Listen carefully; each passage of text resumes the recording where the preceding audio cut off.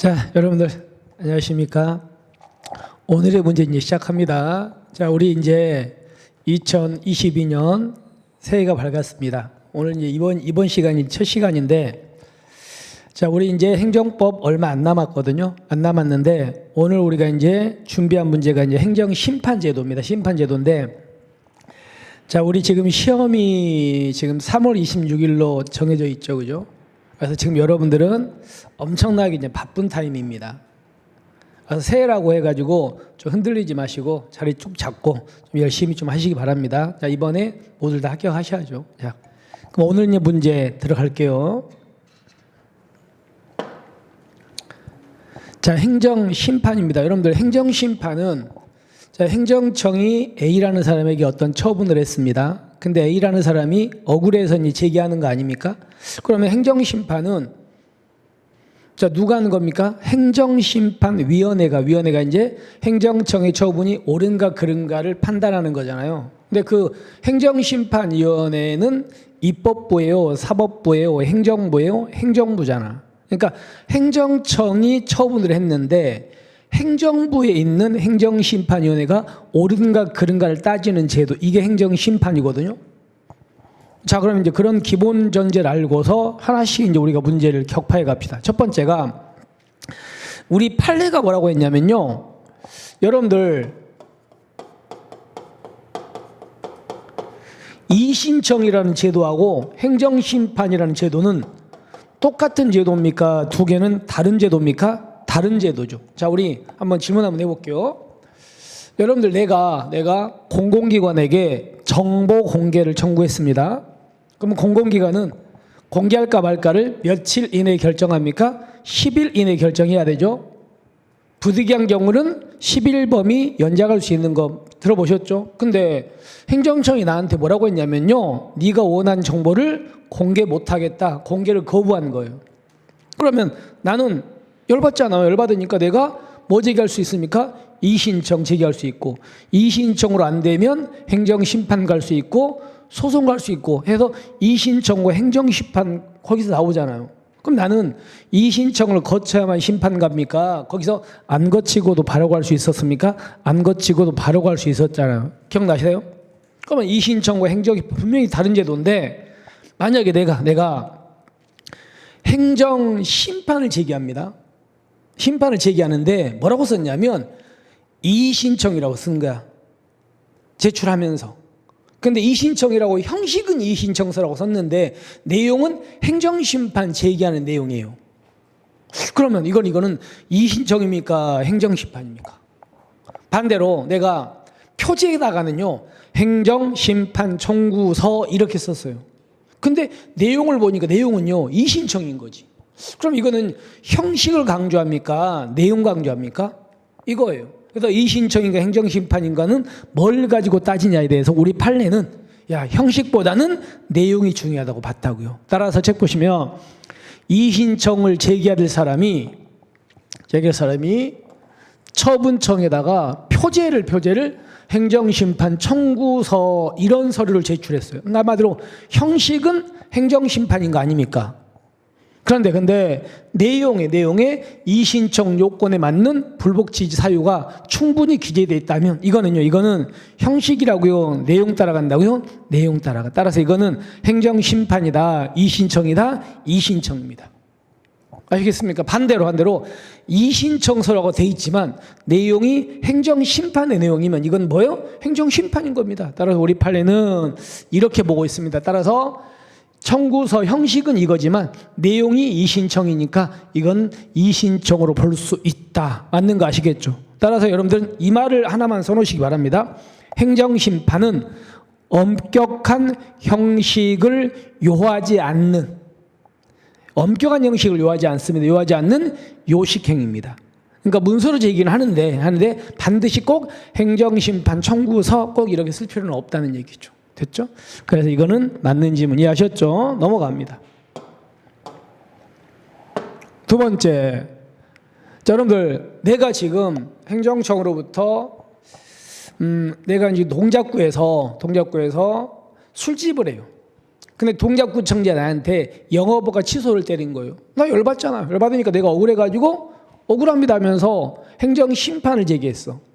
그럼 내가 이제 행정심판을 가면은 이 서울시 시도 행정심판위원회가 이제 영업허가 취소가 옳은가 그른가를 따져보거든요. 따져보는데 행정심판위원회가 뭐라고 했냐면요. 처분 영업허가 취소가 정당하대요. 그럼 나는 진 거 아닙니까? 졌는데 나는 열받아요. 그럼 나는 행정심판을 또 제기할 수 있습니까? 행정심판 한 번으로 끝납니까? 한 번으로 끝나잖아요. 행정심판 다시는 못 가잖아요. 내가 억울하면 소송 가야지. 소송 가야지. 행정심판 결론이 났는데 행정심판을 또 갈 수는 없습니다. 따라서 보시면 시도행정심판위원회의 기각재결. 그러니까 내가 행정심판을 갔는데 여기서 기각당했죠. 나는 진 거 아닙니까? 근데 중앙행정심판위원회에다가 다시 또 행정심판 또 청구할 수 있습니까? 못합니까? 못합니다. 행정심판 한 번으로 끝나니까 내가 소송을 가는 거지 행정심판을 다시는 제기 못한다. 그래서 얘가 잘못된 겁니다. 됐죠? 자, 그 다음에 행정심판에서 이제 가구제. 여러분, 가가 뭐예요? 임시야, 임시. 종국적인 구제가 아니고 임시적인 구제. 예를 들어서 구청장이 A한테 영업허가를 취소를 때린 거예요. 그럼 이 사람은 영업허가 취소를 만약에 오늘 당했다면 오늘부터 일단은 영업을 하면 안 되잖아요. 일단 그러면 얘는 효력이 생기죠. 일단 발생합니다. 그래서 나는 영업하면 안 되는 거예요. 근데 이 A가 억울해가지고요. 억울합니다 이러면서 이걸 갖고 이거를 취소해 주세요. 이렇게 행정심판을 제기합니다. 그러면 이 사람이 행정심판을 제기 딱 하면 우리는요. 얘의 효력이 멈춥니까? 우리는 행정심판 제기에도 얘의 효력은 멈추지 않습니까? 멈추지 않잖아요. 한마디로 얘의 효력은 멈추지 않는다를 우리가 집행정지 원칙이라 그래, 부정지 원칙이라 그래, 부정지 원칙이라고 배우셨죠. 근데 그럼 부정지 원칙인데 이 A라는 사람한테 너무나 큰 손해를 줄 것 같아. 그럼 그때는 집행 정지해 주는 경우가 있었다 그랬잖아. 그럼 정리합니다. 기억하세요. 머릿속에 행정심판을 제기하면 우리는 집행 정지 원칙이다, 부정지 원칙이다, 부정지 원칙이다.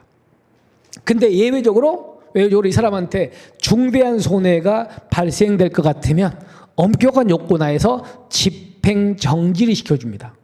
그러면 집행 부정지와 집행 정지 중에 A한테 좋은 건 부정지입니까? 정지입니까? 정지가 좋은 거잖아요. 정지가 좋은 거니까 일단 이 사람은 정지를 받으면 좋은 거니까. 그래서 이 집행 정지는 일단 이 사람을 최종 결론이 날 때까지 임시적으로 구제해 주는 제도 맞죠? 맞죠? 그죠? 자, 집행 정지. 이게 있어. 자, 그다음에 두 번째가요. B라는 사람이 구청장한테 나 여기 술집 같은 거 할 거니까 허가 좀 해줘 신청을 했습니다. 근데 구청장이 이 사람한테 거부 처분해버린 겁니다. 거부 처분이나 내지는 아무 대꾸도 안 해요. 부작입니다. 부작이. 그러니까 이 사람이 이걸 갖고 이제 행정심판을 갔습니다. 그럼 행정심판이 끝날 때까지 이 사람은요. 허가를 받는 것 아니잖아요. 근데 이 사람한테 너무나 큰 피해 줄 수 있어. 그럼 그때는 일단 임시 동안 이제 임시처분 허가를 해줄 수 있다는 거죠. 임처분. 자, 이렇게 가지고 이 집행정지 원칙하고 그다음에 임시처분 제도라는 제도가 일단은 행정심판에 있는 겁니다. 됐죠? 두 개가 있다는 거 기억하셔야 돼. 근데 하나 질문할게요. 조심합시다. 여러분들 우리가 배우는 건 심판인데 소송이 있죠. 소송에서는 집행정지 제도가 있습니까? 없습니까? 있어요. 그죠? 근데 임시처분이라는 제도는 행정소송에는 없습니다. 기억하십시오. 그래서 둘 다 행정심판에는 있고 둘 중에 얘는 소송에 있고 얘는 소송이 없다까지 기억할 거. 다음에 또 하나가 행정심판에서 둘 중에 여기 보시면 집행정지로 목적 달성할 수 있으면 그때는 임시처분은 인정한다 안 한다? 안 합니다. 그러니까 임시처분은 집행정지로 안 되니까 해주는 방법이 되는 겁니다. 그래서 우리가 이걸 보충성이라 그래요. 이거 꼭 기억하십시오. 제가 정리합니다. 최종 정리합니다. 행정심판에서 일단 최종 결론이 날 때까지 일단 임시적으로 그 행정심판을 제기한 사람을 구제하는 제도에는 집행정지제도가 있고 임시처분이라는 제도가 있다. 둘 다 있다. 근데 행정소송은 임시처분이라는 제도는 없다. 그 다음에 행정심판의 임시처분은 집행정지로 충분히 가능하다면 임시처분 해준다 안 해준다? 안 해준다까지. 아시겠죠? 여기까지 확인하십시오. 그래서 맞는 질문이 됩니다. 자, 그 다음은 네 번째 보시면요. 자, 보세요.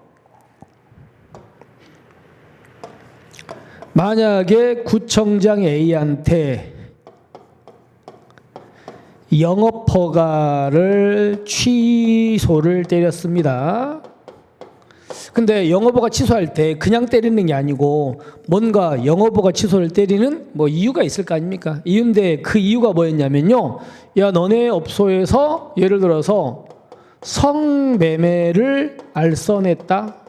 자, 이걸 이유를 들어가지고 이제 이 사람한테 영업허가 취소를 때리는 거예요. 근데 이 A가 자기는 그런 적이 없다는 거예요. 억울하다는 겁니다. 그래서 이 사람이 이걸 갖고 억울해 이러면서 행정 심판을 제기를 딱 했습니다. 그래서 이 행정심판위원회가 이제 이 사람이 성매매 알선했는가 아닌가 따져보니까는요, 성매매 알선을 안 한 거예요. 안 했으면 영업허가 취소가 정당합니까? 잘못된 겁니까? 잘못됐잖아. 그래서 A라는 사람 인용 결정했습니다. 인용 결정하면서 뭐라고 했냐면 영업허가 취소는 잘못된 거니까 영업허가 취소를 취소한다 이렇게 했어요. 그럼 취소한다라는 결정을 하면 이 결정과 동시에 얘는 없어지겠죠. 그죠? 그러면 이 인용 결정이 이 구청장을 뭐한다? 기속하잖아요. 그러니까 구청장은 똑같은 이유를 들어가지고 똑같은 이유로 똑같은 거 또 하면 돼? 안 돼? 안 되잖아요.